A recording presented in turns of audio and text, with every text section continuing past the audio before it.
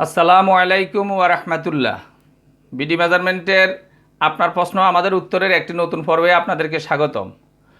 আজকে আমার সামনে প্রথম যে প্রশ্নটা আছে, প্রশ্নটা করেছেন মোহাম্মদ আব্দুল কাদের সাহেব।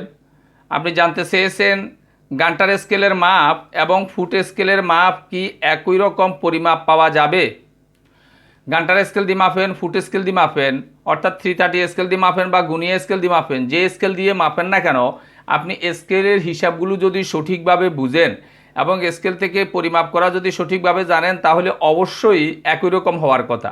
একটা জমিকে আপনি হাত দিয়ে মাপেন বা গজ দিয়ে মাপেন, মিটার দিয়ে মাপেন, ফুট বা ফিতা দিয়ে মাপেন, যদি আপনি পরিমাপটা সঠিকভাবে বুঝেন তাহলে নিশ্চয় একই শতাংশ পাওয়ার কথা। আপনি হাত দিয়ে মাপছেন 32%, গজ দ্বারা মাপছেন 40%, তাহলে তো হবে না। ঠিক একই অবস্থা, যেই কোনো স্কেল দ্বারা মাপেন না কেন আপনি একই পরিমাপই হবে, এটাই স্বাভাবিক কথা। এখন যদি পার্থক্য হয় তাহলে বুঝতে হবে যে আমার স্কেলটা ধরা সঠিক হয় নাই, আমি ভালোভাবে জিনিসটা আয়ত্ত করতে পারি নাই। আশা করি বিষয়টা বুঝতে পারছেন। পরবর্তী প্রশ্নটা যিনি করেছেন ওনার নাম হলো মোহাম্মদ রফিকুল ইসলাম খান সাহেব। আপনি জানতে চেয়েছেন নকশায় ব্রিজ, খাল, নদী, মসজিদ, মাঠ এগুলো কিভাবে চিহ্নিত করা হয়। নকশায় মসজিদের মিনারা কোন দিকে থাকে, এই নকশায় রে সার্ভে এর পুরো মানে কি, এই নকশায় এটা কেন ব্যবহার করা হলো, নকশায় গান্টার স্কেল কেন রাখা হয়েছে। আপনার বেশ কয়েকটা প্রশ্ন একই এই প্রশ্নের মধ্যে, আমি ধারাবাহিক একটু উত্তর দেওয়ার চেষ্টা করছি। আসলে একটা নকশাতে যেই সাংকেতিক চিহ্নগুলো থাকে, ব্রিজ হোক, খাল হোক, নদী হোক, পুকুর, রাস্তা, রেল লাইন, যাই কিছু হোক না কেন, এটা ওই নকশার এক কিনারে পাশে চিহ্ন দিয়ে তার পাশে লেখা থাকবে যে এটা ব্রিজের চিহ্ন, এটা নদীর চিহ্ন, এটা রেল লাইন, এটা মসজিদ, এটা মন্দির, হ্যাঁ, এটা পুরনো বট গাছ, এইভাবে। অর্থাৎ নকশার কিনারে আপনি ওটার নাম সহকারে পাবেন। একটা নকশায় যেগুলো এই নকশায় ব্যবহার হয়েছে এগুলি এখানে দেবে, হয়তো 5টা 7টা 10টা থাকতে পারে। একটা কথার এরকম একটা নকশা যে একবারে 20 30 40 50 60 70 80 90 100টা আছে, বিষয়টা এরকম না। যে কয়টা এখানে ব্যবহার হয়েছে এই কয়টাই এখানে পাবেন।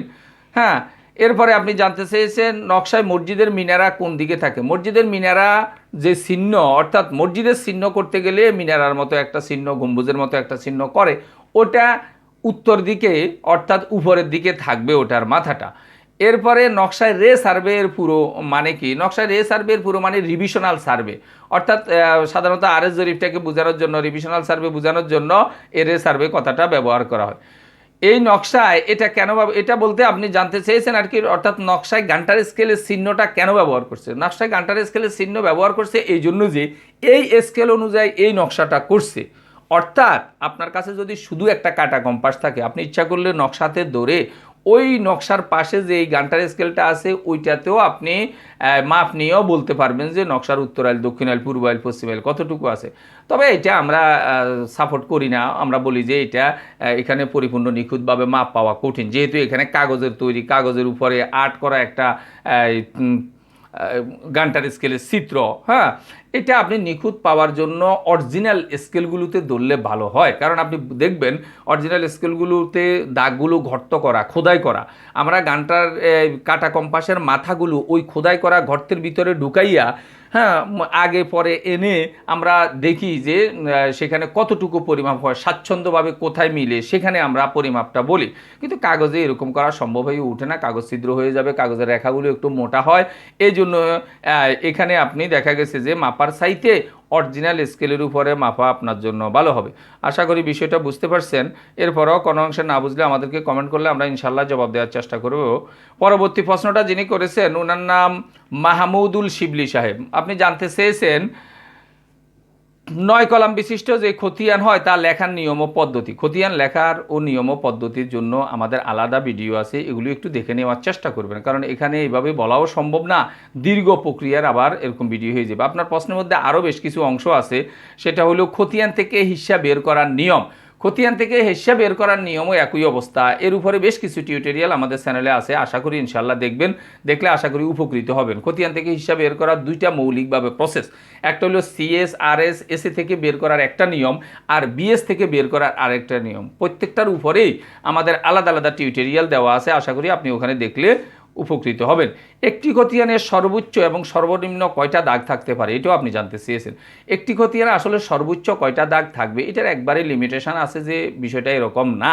এটা জায়গার উপর নির্ভর করে যে এখানে জুত জমা অর্থাৎ কতগুলা মালিকের জমি একই খতিয়ানে এখানে আসছে, এটার উপর নির্ভর করে যে এই খতিয়ানে সর্বোচ্চ কয়টা দাগ থাকবে। হ্যাঁ, আর সর্বনিম্ন দাগ বলতে সর্বনিম্ন তো একটা, কিন্তু একটা দাগই যে একটা খতিয়ানে থাকতে হবে বিষয়টা এরকম না।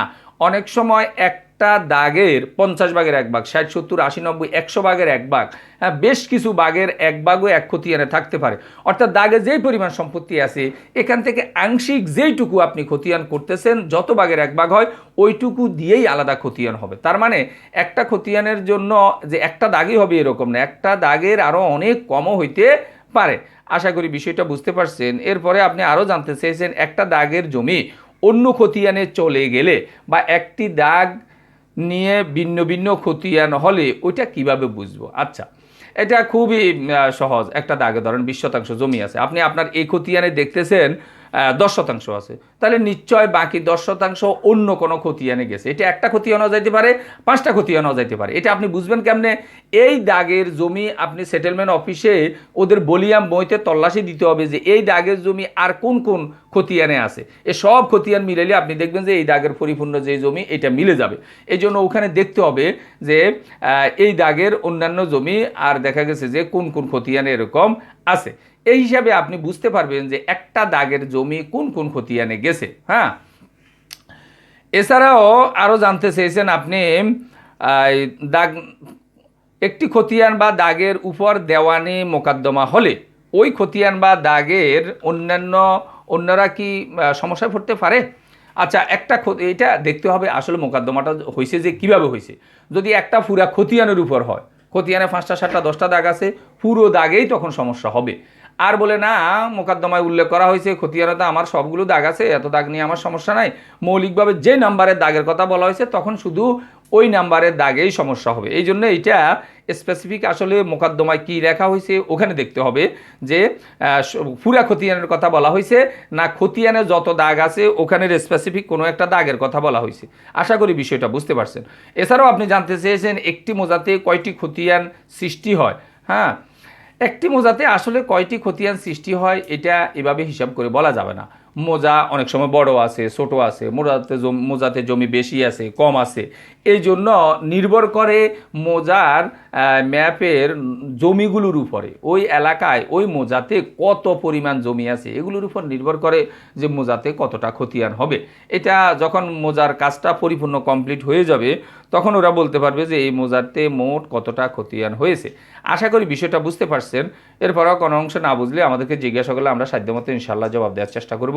পরবর্তী প্রশ্নটা যিনি করেছেন মোহাম্মদ আলামিন সাহেব, আপনি জানতে চেয়েছেন দলিলে আছে 3.13%, কিন্তু রেকর্ড বা পর্সায় 3.45%। কেন? এটা যেভাবে বলছেন আসলে মৌলিকভাবে এরকম হয়ে ওঠে না।